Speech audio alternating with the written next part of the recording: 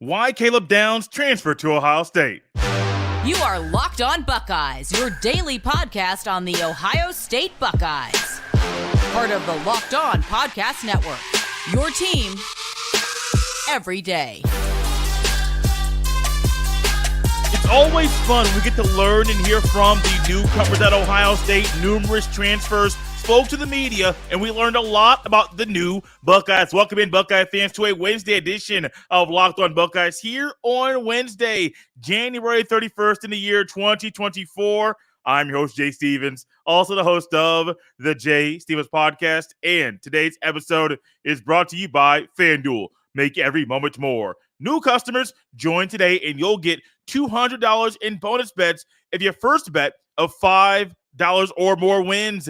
Visit FanDuel.com/LockedOn to get started. I was recently asked on a show, and it was one that aired on yesterday's pod, a crossover with Locked On College Football, if I was more excited about the transfer of Quinshon Judkins, Caleb Downs, or Will Howard. And it was an easy no-brainer that Caleb Downs is the guy. 100-plus tackles a year ago, freshman of the year in the nation. And what do we find with this young man? He's really good, and he instantly makes Ohio State better. But why did he choose Ohio State? Could have easily gone to Georgia. They were actually started the enrollment process with him down there in Athens, and all of a sudden, nope, stop that thing. He's going to play football at the Ohio State University.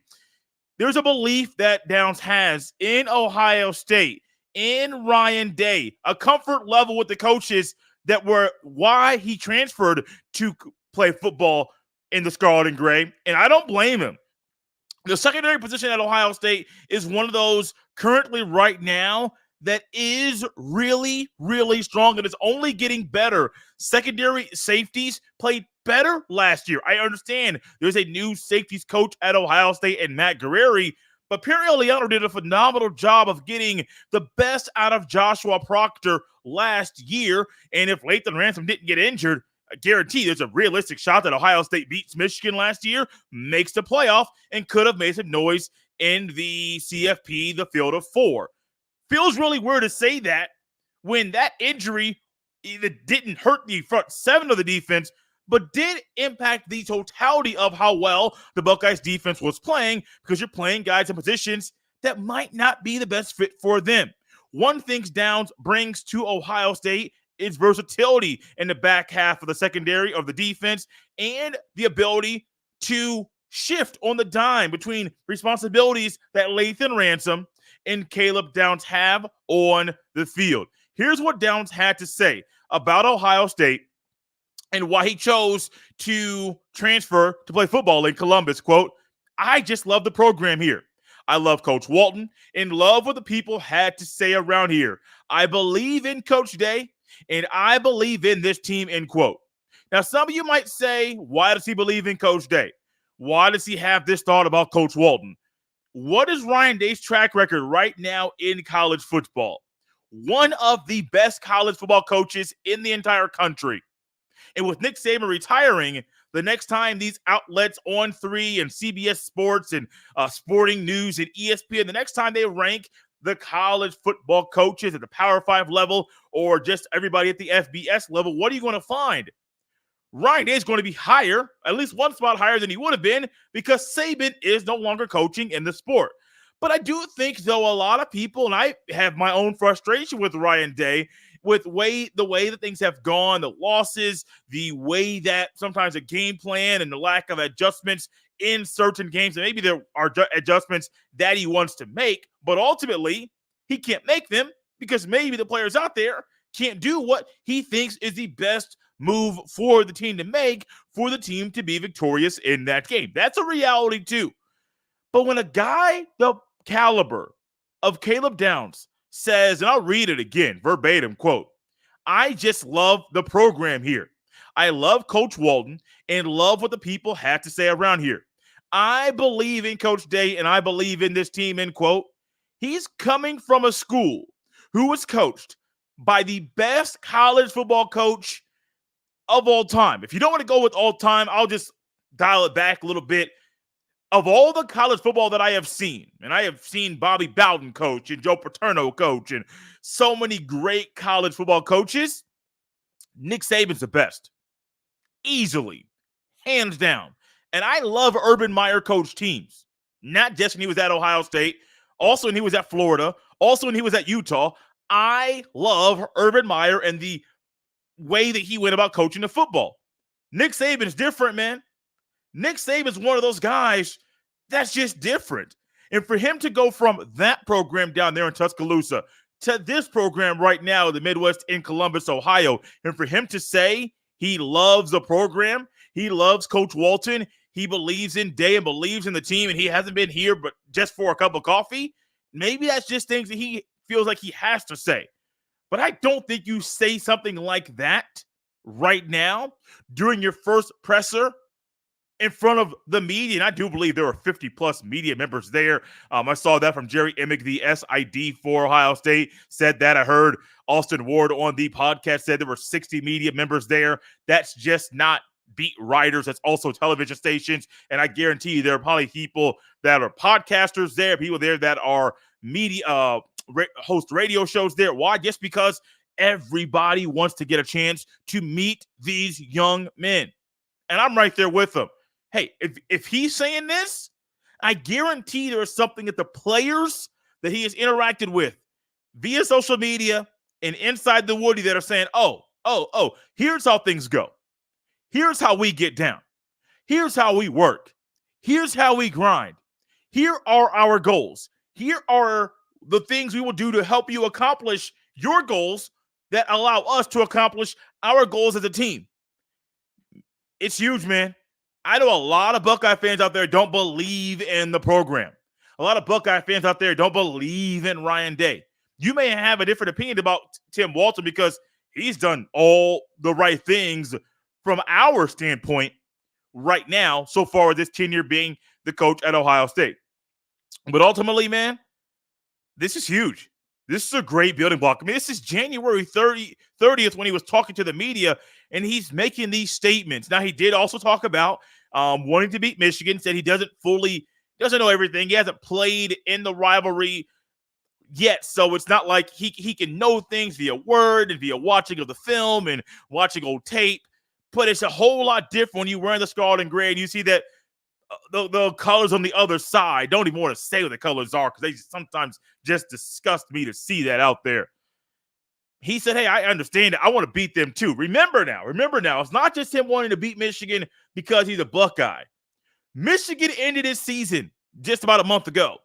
So there's an added incentive for Caleb Downs to beat Michigan in the fall. And I guarantee it don't matter if it's the Harbaugh and J.J. McCarthy or if it's Sharon Moore and what's his name? Alex Orji, I believe is the kid's name, the backup quarterback that I heard RG3 make a comment, which is true. Don't nobody know what kind of thrower of the football he is. Y'all know that he can move and he's athletic. He can move his legs. But can he throw that rock? We're going to find that out in the fall. I guarantee you, if he can't, and if he's a QB1 all season long, guys like Burke and Nick Minosin and even Caleb Downs will probably get an interception or two in that matchup. Why? They're that good. And if he can't throw the rock, they're going to make him look foolish on the football field. It's great. It's huge that Caleb Downs believes in Day, believes in the football team, believes in the program, and trusts that the things he's heard so far are positive things and beneficial things for his future as an Ohio State Buckeye. Not only did Caleb Downs discuss why he transferred to Ohio State, but Will Howard talked about the things he wants to do as a Buckeye quarterback. We'll dive into that next on Locked On Buckeyes.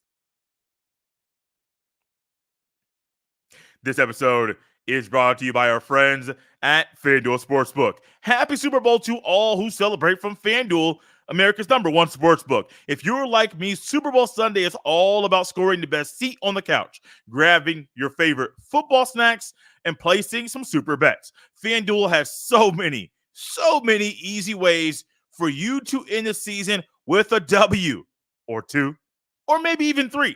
Not only can you bet on who will win Super Bowl 58, but FanDuel also has bets for which players will score a touchdown, how many points will be scored, and so much more. New customers, join today and you'll get $200 in bonus bets if your first bet of $5 or more wins. That's so good, I gotta read it again. New customers, join today and you'll get $200 in bonus bets if your first bet of $5 or more wins. How do you do it? Just visit FanDuel.com/LockedOn to sign up. Once again, that's FanDuel.com/LOCKEDON. Make every moment more with FanDuel, an official sports book partner of the NFL. Locked On has launched the first ever national sports 24/7 streaming channel on the YouTube. Locked On Sports Today is here for you 24/7, covering the top sports stories of the day with the local experts of Locked On Plus, our national shows covering every league. Go to Locked On Sports Today on the YouTube and subscribe to the first ever national sports 24/7 streaming channel found only at the Locked On Podcast Network. Your team every day. Ohio State's going to have a new QB1 in the fall. And I know there's been a lot of conversation that I've heard people say somebody that's not Will Howard could be Ohio State's starting quarterback in the fall. I don't believe it. And I hope you don't either. I've heard about a true freshman. I've heard about somebody that wears number 33. Not to lower them as quarterbacks, but I just believe Will Howard is transferred to Ohio State. Ryan Day went out there and got him for him to be the starting quarterback in the fall. Now, what kind of quarterback does Will Howard want to be in Columbus? Saw him a little bit at Kansas State. At times, had a split time a little bit last year. Didn't throw for over 3,000 passing yards, but that man found a way to utilize his legs, utilize his arm. 24 passing touchdowns, I do believe. 351 rushing yards, 9 rushing touchdowns. I mean, he did a lot of good things throwing and running the football. But when it comes to the upcoming season, as this is a year when he can make better tape, that is more film that he will use to raise his draft stock, what kind of quarterback does he need to be for his draft stock to go up, for him to make a lot of money when he goes to the National Football League? Well, he also touched on this very topic when he was talking about Ryan Day, Bill O'Brien, and the things that they do with their quarterback. Now, this is a longer quote, but it'll give you a great snapshot of Will Howard and how he is viewing his role in Columbus in the fall. Quote, "The things that Coach Day does in his offense and that Coach O'Brien does, I feel really fit my type of build, my type of player. Where I was coming from at K-State, it was a very run-heavy type of offense, especially quarterback run-heavy, which I was very happy doing and didn't mind doing at all. I'm excited here to where I can be more of that pocket passer and also use my legs when I need to. But I feel like my strength is in my arm," end quote. And I'm a person that agrees one thing that he said. With him, his strength being more with his arm, I do believe that. But also, I do believe Ohio State needs more of a pocket passer than a dual threat. Now, some of y'all might be up here saying, Jay, you have said Ohio State's quarterbacks need to use their legs more. And I say that, but let's go into a little bit more context and a little bit deeper than the surface than simply a statement where someone says Ohio State's quarterbacks need to run more. What is one thing we know about Ohio State's offense?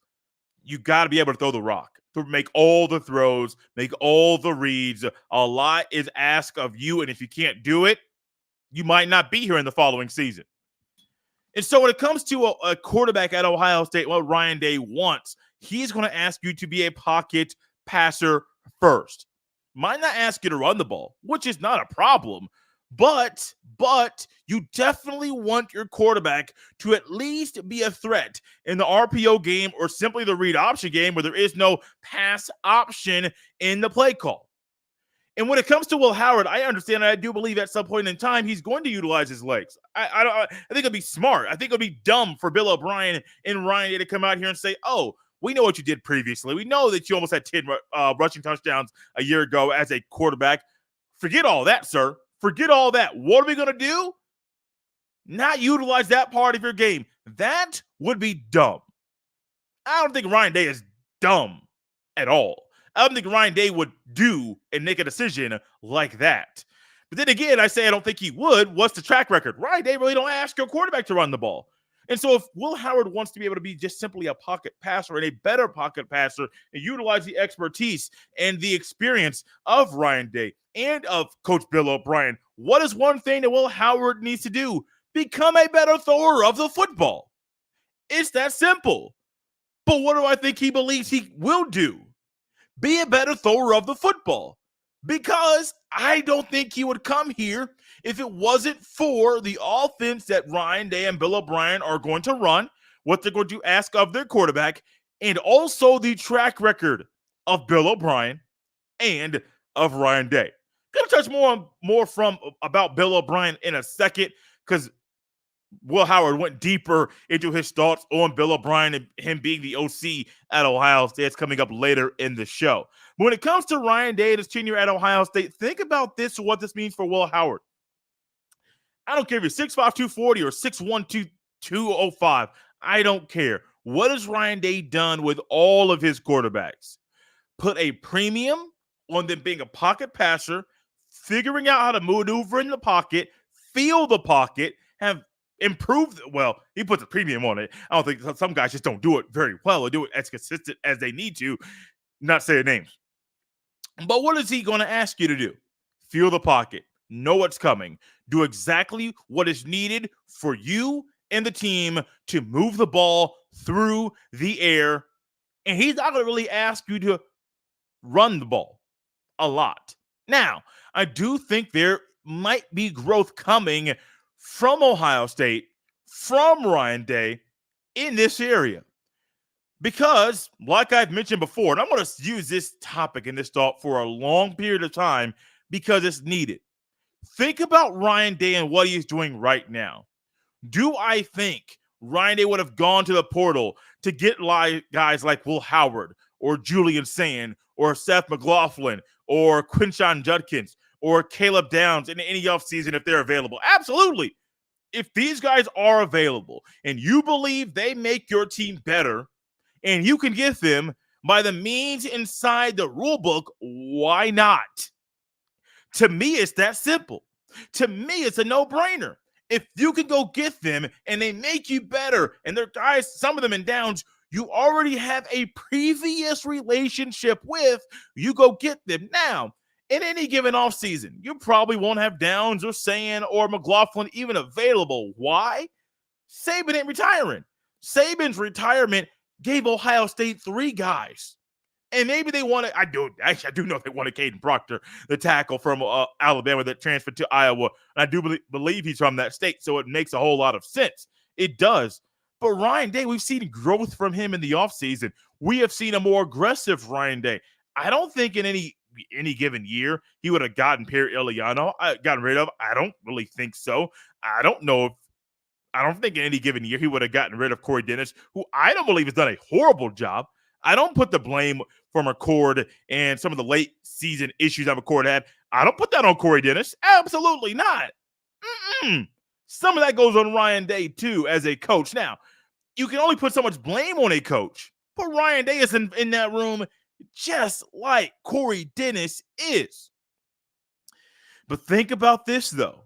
If Ryan Day shifts his mindset and shifts his approach to the quarterback position and starts to run the ball just a little bit with the quarterback, not a lot, just a little bit, imagine the possibilities about what will happen with the Buckeyes offense when the role and the capabilities and what's being asked of the quarterback is not just for him to be a prolific passer and an elite passer, but also allowing him to use his legs as well. 6'5", 240, buddy. Hey, y'all see the Philly special? Y'all see what Philly does on 4th and 2 sometimes? Imagine that with Will Howard. But not just 4th and 2. Read option on 3rd and 4. I don't want to say 3rd and 8. That's not really a wise decision there. But there's so many different ways Ohio State's offense can be better with Will Howard at quarterback. Will Howard will be a better quarterback because Bill O'Brien is coaching him at Ohio State. What does Will Howard think about Bill O'Brien being his OC in 2024? We dive into that next on Locked On Buckeyes. This episode is brought to you by Jace Medical. I know we come to sports to escape from some of the crazy realities of real life, but can we talk for just a minute about preparing for real life? According to the FDA, pharmacies are running out of antibiotics like amoxicillin right in the middle of the worst flu season in over a decade. I can't imagine a more helpless feeling than if someone I love got sick while a supply chain issue kept them from the life-saving medication they needed. Thankfully, we'll be okay because of Jace Medical. The Jace Case is a pack of 5 different antibiotics to treat a long list of bacterial illnesses, including UTIs, respiratory infections, skin infections, among others. This stuff could happen to any of us. Visit jacemedical.com and complete your physician encounter. It will be reviewed by a board-certified physician, and your medications will be dispensed by a licensed pharmacy at a fraction of the regular cost. It's never been more important to be prepared than today. Go to jacemedical.com and use offer code LOCKEDON. Once again, go to jacemedical.com and use offer code LOCKEDON to get $20 off your order. Thank you for listening to today's episode and making Locked on Buckeyes your first listen or first watch of every single day. I am excited Ohio State has Bill O'Brien as their OC and QB coach in the fall. Even though I just made a statement about Corey Dennis not getting all the blame for some of the things that McCord did wrong last year, I do think having Bill O'Brien as your quarterback coach and OC is an upgrade for the Ohio State offense. And during yesterday's show, there was a comment, a long, lengthy comment one of the listeners provided on the YouTube, or viewers, speaking of the YouTube, provided on the YouTube, that some of those questions will be used as content and topics for an entire segment later on this week. But Bill O'Brien brings and possesses a special skill set in coaching history and resume that a guy like Will Howard definitely wants to tap into, as this is his final year playing college football. Will Howard said this and made this comment about Bill O'Brien, and I do think doesn't get much better than this. Having this mindset, going to a new school, should help you and push you to be a better player and to listen to what the coach has to say. Quote, Coach O'Brien, he was just with the Patriots. How much better can you prepare for the NFL than with someone who's coached at a head coach level and at a coordinator level in the NFL? All things pointed to Ohio State, end quote. He also discussed and said, talking about Ohio State, quote, why not, end quote, when talking about why Ohio State was basically a no-brainer. But the Bill O'Brien thing is amazing. And I highlighted and discussed and mentioned that this is Will Howard's final year playing college football on purpose, because it puts a lot of things into context. Will Howard is an experienced guy, been around for a while, done a lot of good things at Kansas State. Forgot the place he played college football at previously. And he also won a Big 12 championship against TCU, a team that eventually played in a college football playoff national championship game and got mollywopped by Georgia, just absolutely destroyed. However, though, you have a guy with that kind of experience, a guy who has done some amazing things, some good things at this level, and he's still being coachable. That was the word I was looking for earlier, but just couldn't figure out the proper word to describe what Will Howard should be. It's coachable. And I know, and I hear, and I listened to a podcast recently. Gilbert Arenas was on Podcast P with Paul George and a couple of Paul George's buddies. And one thing that I learned, not really learned, but heard Gilbert Arenas talking about was saying, hey, that guy can't be on my team. Why? He won't be coachable. Think about what it is for someone when you're asking somebody that's 10, 11, 12 to be coachable, or 13, 14, 15 to be coachable. Yes, we would all love every single athlete from young to old, middle age, don't matter, to be coachable. But not everybody's going to be. But one thing about being coachable, you got to go in it with a good mindset. You got to go in with the proper approach. You have to go into it realizing I have to listen to the coach. I have to realize I'm going to be wrong. Not probably will be wrong. I am going to be wrong. I have to realize he is going to speak directly to me and tell me things that he has seen on the film, and things that he has seen on the film will help me be a better player. I have to realize so many things when a new coach comes in, or if I'm at a new place, or just if I stay at the same spot for about 20 years. What do you have to realize? It's got to be coachable, man. Get out inside of yourself. Listen, glean. I saw a picture of Michael Jordan recently back when he was at North Carolina being coached by Dean Smith. And if I could put that up here on the screen right now, I would do it. And you would see exactly what I'm talking about here on the YouTube. Michael Jordan is down. It looks like they're near the scores table, near North Carolina's bench. Michael Jordan's down on one knee. Dean Smith is down in a crouching position talking to Michael Jordan. And Michael Jordan is leaning in, trying to glean everything and listen to, and being very intentional about his time, his energy, and the effort that he's putting into listening to the Hall of Fame coach, the national championship winning coach. Hey, if Michael Jordan can be like that, now you may say, Jay, that was before he was Michael Jordan. He was just Mike Jordan. I don't care what you want to say. If Michael Jordan can be like that, college, NBA, don't matter, and be coachable and get all the way down. And he was close. I get pretty close to the microphone when talking. I move back and forth a little bit. Sometimes you can feel that and hear that when I don't raise or lower my volume when moving back and forth. But one thing Michael Jordan did, realized, I got to pay attention to what this man is telling me if I want to be a better basketball player. And what did Michael Jordan do? Listen to Dean Smith, learned a lot from Dean Smith, had a mad respect for Dean Smith. The rest is history. Had the same thing in the NBA. Doug Collins, I remember, last story, I got so many Michael Jordan stories because they're all over the place. When Doug Collins got to the Bulls, this was prior to Jordan winning an NBA championship. What did Doug Collins do? Figured out how to get into Michael Jordan's mind, figured out how to get him to understand how he was playing, and then figured out how to shift the way he was playing to make the whole team better. Michael Jordan was a dog already in the NBA when Doug Collins got there in the late 80s. But Doug Collins also tapped into a portion of Michael Jordan's game that no coach in the NBA was able to tap into at that point in his career. Doug Collins leaves. Phil Jackson comes in. Phil Jackson, a phenomenal coach, just like Doug Collins. The rest is history.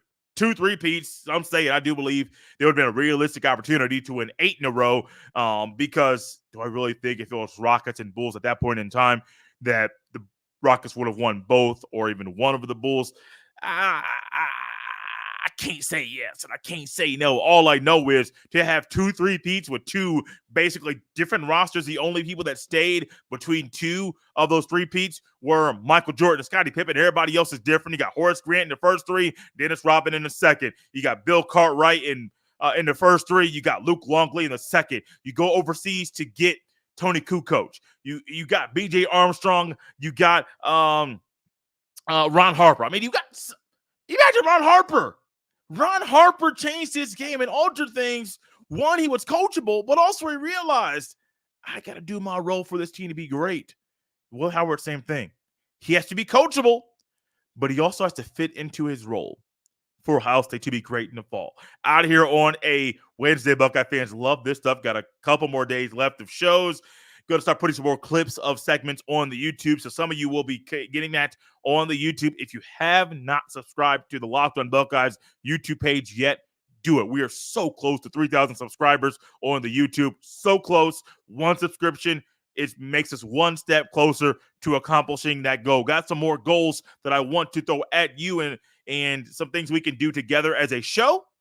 Those will be coming at you later on this week. We're out of here on a Wednesday, Buckeye fans. We will see you next time.